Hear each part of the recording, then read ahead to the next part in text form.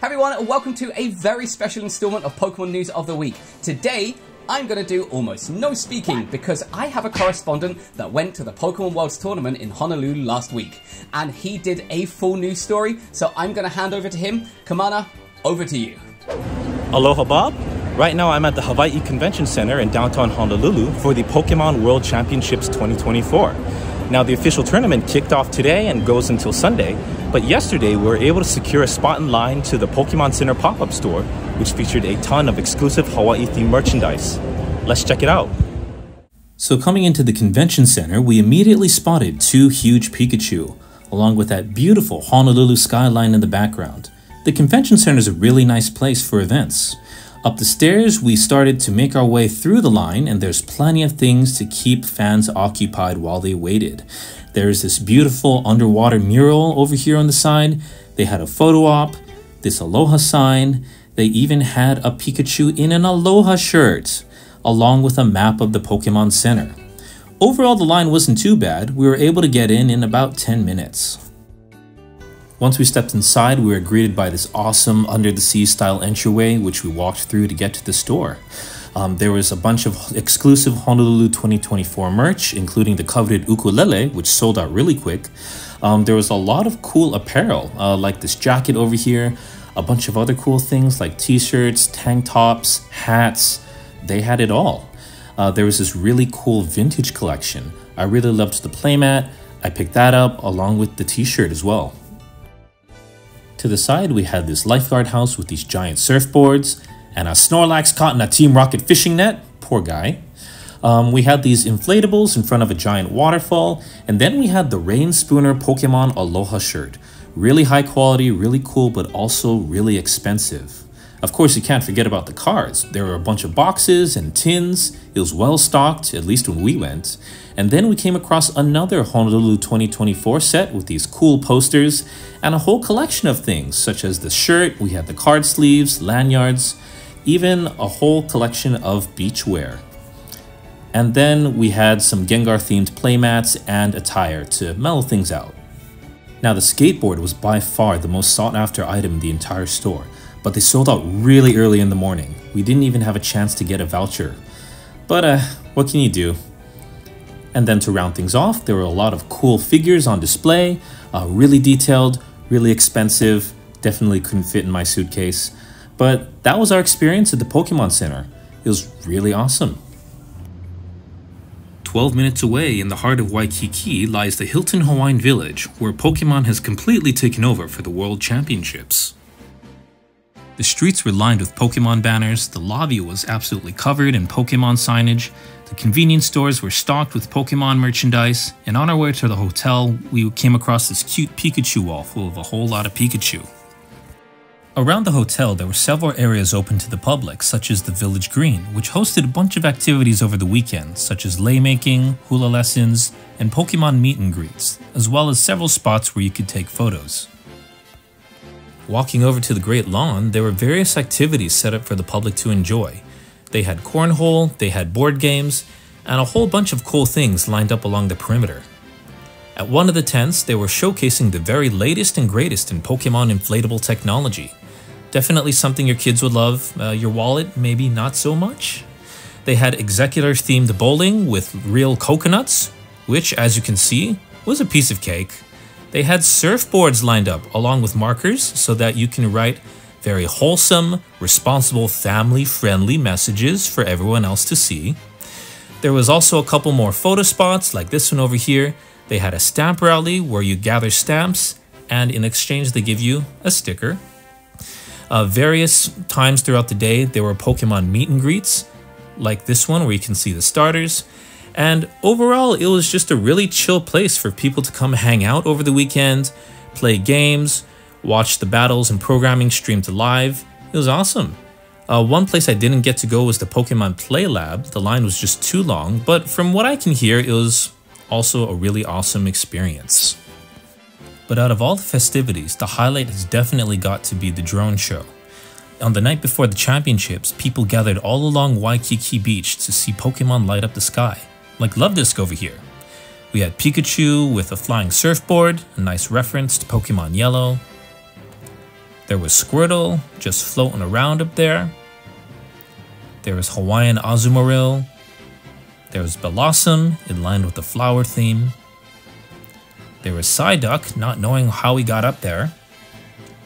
There was a fantastic Mew, which you can see the tail popping out from behind. Though the coolest one was the giant Dragonite, and looking at it, it felt like it was flying straight at us. They had a nice Honolulu sign, shout out to all the locals. And finally, a Pikachu riding a Mantike. Overall, it was an absolutely fantastic show. It was the first drone show I've seen live, and I hope it's something that they continue to do at future World Championships. Hey Bob, it is day 3 of the Pokemon World Championships here in Honolulu, Hawaii. Standing behind me is our friend Giant Pikachu over here. We got our spectator pass for Sunday. We're gonna see some final matches for the card game, and I think Scarlet and Violet, along with there may be some special announcements at the end. So, let's check it out. Walking into the main hall, and I was completely floored by the size and scale of the competition grounds. Hanging out in the middle, there was a ginormous inflatable Pikachu. There were a lot of Pokemon banners draped throughout the entire hall, and over to the side, there were various side events that attendees could sign up for or participate in, and there was a prize corner where a lucky few could cash out, of which I was not one of them. I went up front and grabbed a seat in front of the main stage where all the final competitions would take place, and before we knew it, it was time to begin. First up was the Pokemon Go World Finals. It was really fast-paced, Lickitung for the win, and for the first time ever they had a world champion from the APAC region. Seen over here, every time somebody won there was a lot of lights and pyrotechnics. They really knew how to put on quite the celebration. During the break, I went up and visited the Pokemon World's History Museum, which showcased all the locations of previous championships. They displayed exclusive merchandise from previous years, and it was really neat to see how they matched the design for each city. I especially liked what they did with the Nashville one, as seen here, and the DC one, seen over here. They showed all the playmats from previous championship locations, as well as all of the exclusive plushies from each year, with the Hawaii ones seen up top, as well as the 2024 World Championship promo card seen here in different languages. Across the hall was the trading corner, where attendees could come and trade Pokemon cards and other merchandise, and next door was the gallery, which featured this year's illustration contest winners, including some pieces which went on to be used in actual Pokemon cards, like this Arcanine. They also had another stamp rally here. You had to go to 8 different locations within the convention center, get the stamps, bring it back, and in exchange you got more stickers. Awesome. Getting back to the competition, there was the Trading Card Game World Finals for the Juniors, Seniors, and Masters divisions. Winning the championships were players from Japan, US, and for the first time, Chile, all seen here celebrating their victories together. Next up were the Scarlet and Violet Video Game World Finals featuring action-packed 6-on-6 battles for the Junior, Seniors, and Masters divisions. In the end, players from the US, Japan, and Italy emerged victorious, with all of them seen here holding up their hard-earned trophies. At the end of the tournament, Ishihara-san came up on stage to say hello and also to share some special announcements. First up is Pokemon Go with the announcement of something huge. What it is, nobody knows quite yet. Next up was Pokemon Unite with 3 new characters. The crowd went bonkers over Psyduck. And they also announced the release date for Pokemon Trading Card Game Pocket, October 30th. But what got the crowd the most excited was the trading card game news, including the reintroduction of Trainer Pokemon, featuring everybody's favorite everyone's favorite trainers, including N. Everybody loves N. The crowd went nuts for N. Just look at N's cool cards that you could have a chance to own someday. To end things off, they teased a future Team Rocket expansion, which got the crowd wild, as well as the next locations for Worlds with Anaheim in 2025 and San Fran in 2026. And just like that, the tournament came to a close. It was a weekend filled with so much fun and activities, definitely one to remember. Well, that's it for me. Back to you, Bob.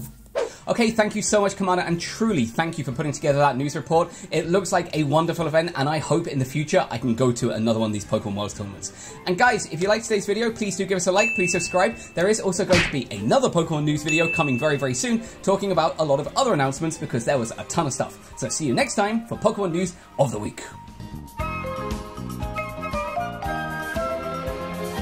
And thank you so much, Kamana, truly thank you. I actually cried when I watched that video a little bit, so I truly, hugely appreciate that. Thank you so much.